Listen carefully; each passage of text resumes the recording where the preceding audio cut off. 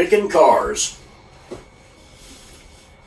Jackie and I sat playing in the dirt at the bottom of the old steps leading up to the front porch of my family's house in Wilton, Arkansas. Jackie Warren's house was at the end of the short road that passed by the side of my house. In 1949, the scattered fat oak trees in our front yard and the combined destructive cadence of countless little feet made sure that the dirt near the steps was not troubled by any prospect of growing grass. At 6 years old, Jackie and I much preferred the dirt.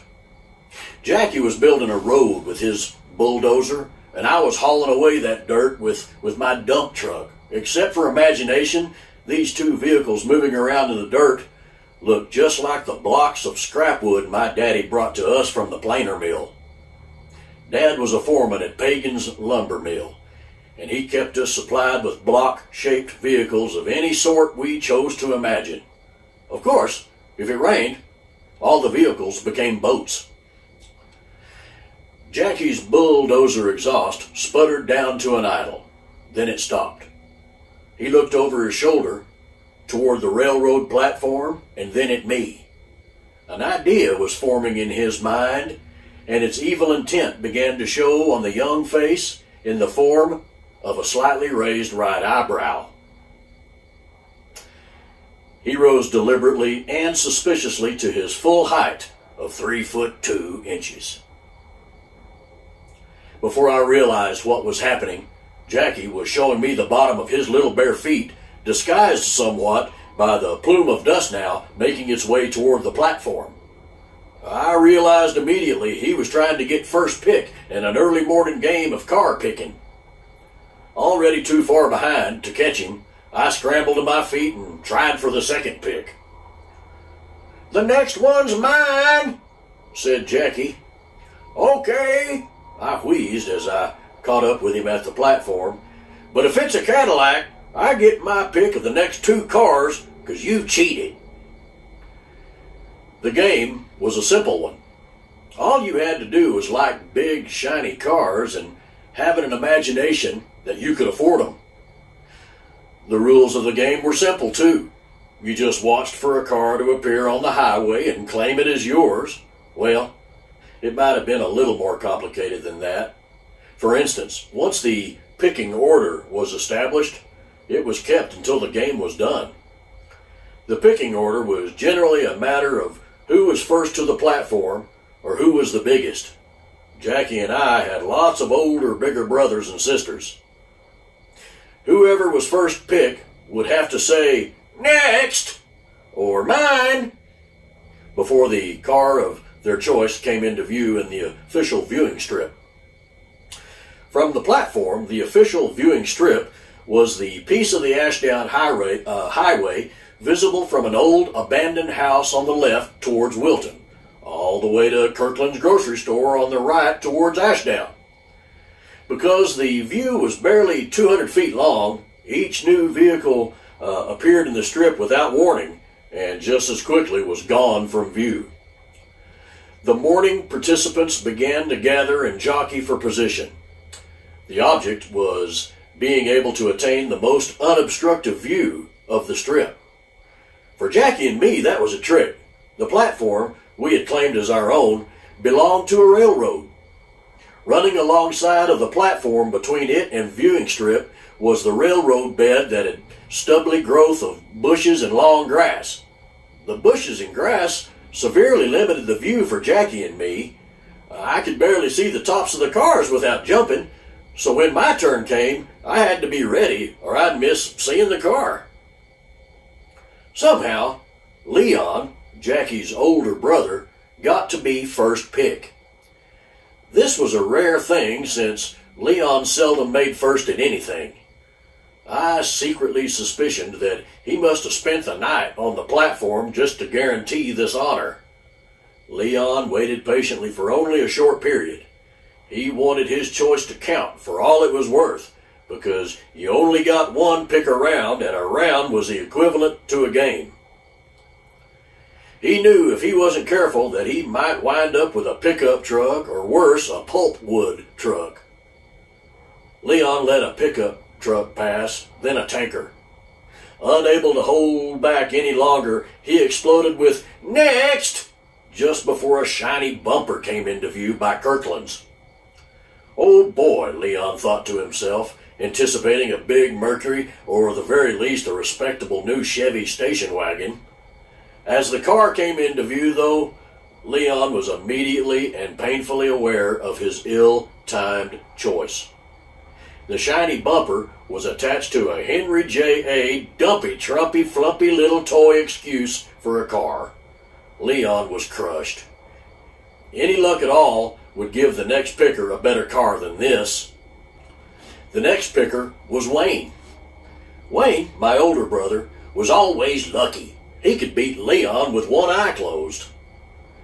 When Wayne saw the Henry J., he yelled out, "Mine!" All eyes were on Kirkland's store. The vehicle was already coming into full view from the left before anybody realized what was happening. Since he had not specified left or right, Wayne was stuck with a truckload of hay lumbering along from the left. Leon was so happy with Wayne's misfortune that he attempted a backflip, momentarily forgetting his lack of gymnastic ability and the fact that he was standing near the platform's edge. Leon's backflip turned him quickly to a less than gracious three-point landing in the grass and gravel below. Leon's Henry J. was still the clear leader. "I'm ahead," Leon whimpered from his unlikely vantage point below, picking the brown rabbit tobacco weed seeds out of his ears as he climbed. Leon returned to a more respectable position on the platform. "Okay, okay," yelled Holler. Holler's real name was John William Hollowell, but we called him Holler for short. "Okay, it's my turn," Holler yelled. While Holler was stating his claim to next pick, he inadvertently let a pretty nice-looking Ford panel truck go by. It would have been enough to beat Leon's Henry J. Leon was still busy removing the last few pesky grains of pea gravel from his head and shoulders, sighed in additional relief to see Holler's mistake. Undaunted, Holler prepared himself for his pick. He closed his eyes for a moment, then tilted his head way back. Holler wasn't a religious sort, so he most likely was not sending up a plea for divine intervention. Most likely, he was just buckling under the prospect, however remote, of being beaten by Leon. Holler exhaled timidly as he opened his eyes. Leon was on the verge of invoking the seldom applied time's up rule when Holler raised his right arm to full extension. Slowly, he opened his fist to make a pointed finger. Then, suddenly, even as a Pontiac was appearing on the left, Holler lowered his arm slightly to the right and yelled, "Next!" Visibly shaken from being crossed by a Pontiac, Holler stood juxtaposed against the morning sun like a statue of George Washington crossing the Delaware. The significance of the moment and the image of John William George Washington Hollowell, hallowed in the sun, had us spellbound until someone broke the spell by announcing, "Here's your pick now, Holler. Here it comes." Hollow could not believe his eyes. He was nearly laughed off the platform when Ben Cook's mule and wagon creaked into view from the right. Leon considered attempting another backflip, but was content to grin as obnoxiously as he could without sparking an attack from the larger and currently very upset Holler. "Well, whose turn is it?" asked Leon, now assuming a leadership role which was completely foreign to his nature. "It's my turn," said Jackie. "I got here before Lyndon." Jackie was my best friend, but that didn't stop him from taking obnoxious lessons from his older brother. Jackie was more than a little afraid of Leon. He could only imagine the atrocities that might be visited upon him if he beat Leon at car picking. Leon was lurking about, trying mightily to influence Jackie's chances as negatively as he could. Jackie was about to utter something, Maybe his pick, maybe not. All the same, suddenly Leon produced a possum foot from his pocket and mumbled something he imagined to be a magical incantation. The incantation may have been fresh for the occasion, but the possum foot wasn't. Even the hound dogs that followed us to the platform covered their nostrils with their forepaws as the first wave of recognition crept over the area. "What in the world is that, Leon?" Wayne demanded. Wayne, who was out of the contest, was of course hoping that some sort of community action against Leon might improve his own standing, thereby putting him back in the running. "That's my lucky possum foot," Leon answered. "I don't go anywhere without it since I found it by the dog pen." "Well, if the dogs won't eat it, that ought to tell you something, Leon," Holler joined in. Leon returned his charm to the safety of his pocket. He decided not to share with them the other treasures hidden in there. They would never be able to appreciate the rarity of his collected specimens of brown-only chicken droppings. Jackie's courage was raised a bit by the negative attention his brother was receiving. Boldly, he made his choice. "Next left," he proclaimed, noticing that no one had purposely chosen left before. Leon would not be out for revenge on his little brother, though, because a black pre-war Oldsmobile immediately appeared and smoked its way south towards Ashdown. Was it only a coincidence that a county truck was sprinkling pea gravel right behind the oil-slinging Olds? Leon put on a sinister grin and rubbed something in his pocket as he turned to look at me. "I believe you are next, little boy," he weaseled fiendishly. Mind you, I wasn't afraid of Leon exactly. It's just that his cabbage didn't seem to be fully leafed, and you never were completely sure of his intent. "Yeah, it's my turn," I managed to offer. Suddenly it became a matter of family honor. I wasn't sure I was up to it. The steamy morning mist was becoming invisible, and then visible again in the form of sweat, most of which seemed to be pouring out of me. I had experienced that same kind of pressure only once before. It had to do with getting a haircut from Leon and Jackie's mother, Millie. Millie had just finished tearing off Wayne's head with her dull and rusty hand-operated barber shear when Mama said, "I think Lyndon could use a little trim too, don't you, Millie?" "I believe he could," answered Millie, anxious, I was sure, to pocket another quarter's worth of blood money. Oh, the pressure. Indecision was drowning me in the middle of this reverie of pressures, past and present. When my brother Wes hopped up on the platform, Wayne quickly briefed our next older brother how the car-picking game was down to a shootout between Leon and me. Wes came over to me and whispered in my ear, "Say next left, right now."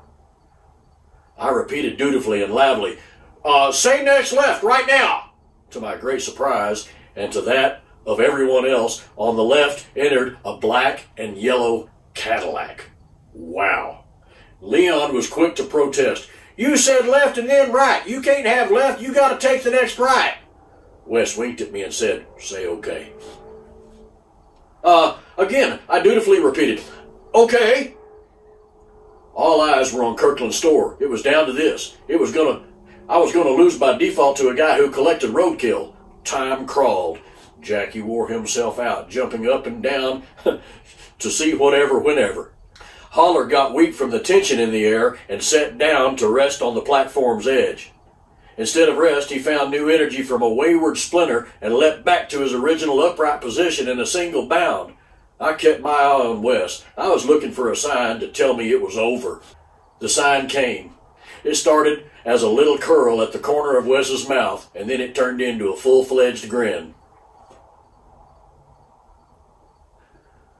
That was followed by a string of sure-to-get-you-a-whoopin' cuss word from Leon.